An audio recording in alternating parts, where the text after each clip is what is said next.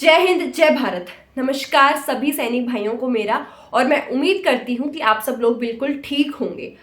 अगर आप किसी भी नशीली पदार्थ का जो है सेवन करते हैं, आप दारू पी रहे हैं या फिर सिगरेट पी रहे हैं, स्मोकिंग कर रहे हैं यानी कि, तो आपको जो है डिसेबिलिटी पेंशन नहीं मिलेगी, आपको पेंशन नहीं मिलेगी रिटायरमेंट के बाद।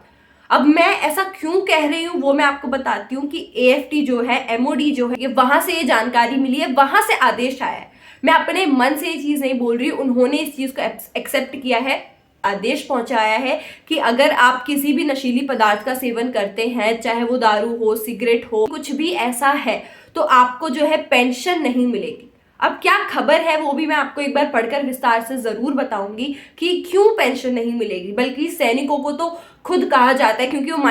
-डिग्री के टेम्परेचर में भी होते हैं, तो जो सरकार है खुद उन तक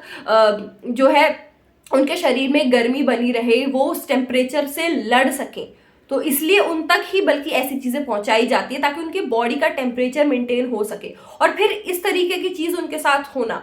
ये गलत है या सही, आप कमेंट से बता दीजिएगा, क्योंकि इस चीज को एक्सेप्ट कर लिया गया है कि अब एग्जाम्पल के तौर पे मैं आपको समझाऊं तो अगर आपको कोई हार्ट प्रॉब्लम हो गई है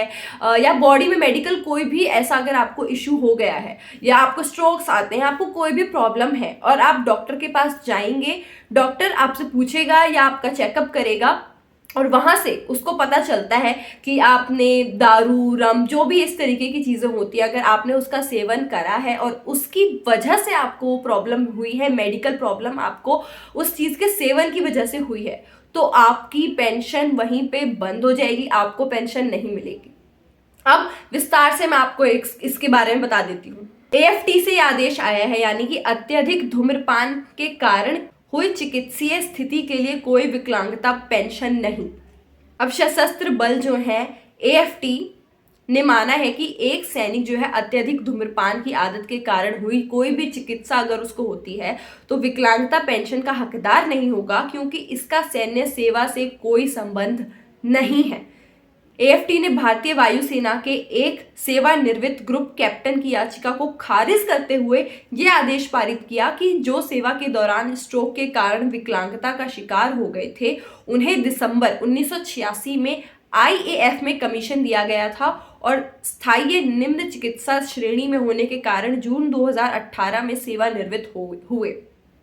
चूंकि इस बात के चिकित्सीय प्रमाण है कि धूम्रपान से रक्त वाहिकाओं से संबंधित अन्य बीमारियों सहित जो है दिल के दौरे का खतरा बढ़ जाता है, हार्ट अटैक का जो है खतरा इस चीज की वजह से बढ़ जाता है। आप सब जानते हैं कि अगर आप स्मोकिंग कर रहे हैं या फिर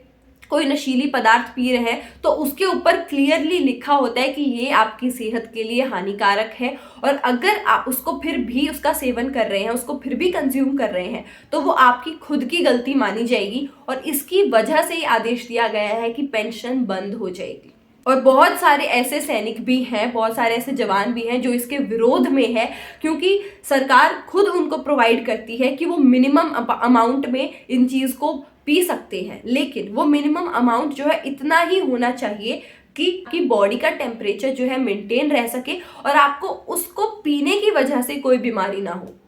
तो और इसके बावजूद यदि कोई सिगरेट के पैकेट पर छपी वैधानिक चेतावनी के बावजूद अपनी जो है स्वतंत्र इच्छा से धूम्रपान करने का निर्णय लेता है, तो हम ऐसा नहीं करते हैं। एएफटी ने कहा, सेवा के कारण होने वाली या बढ़ी हुई बीमारी को स्वीकार ना करने और आवेदक की बीमारी को ना तो सैन्य सेवा के कारण जिम्मेदार माना जा सकता है और ना ही सैन्य सेवा के कारण बढ़ी हुई घोषित किया जा सकता है। मेडिकल बोर्ड के फैसले को रद्द करना उचित समझा जाएगा।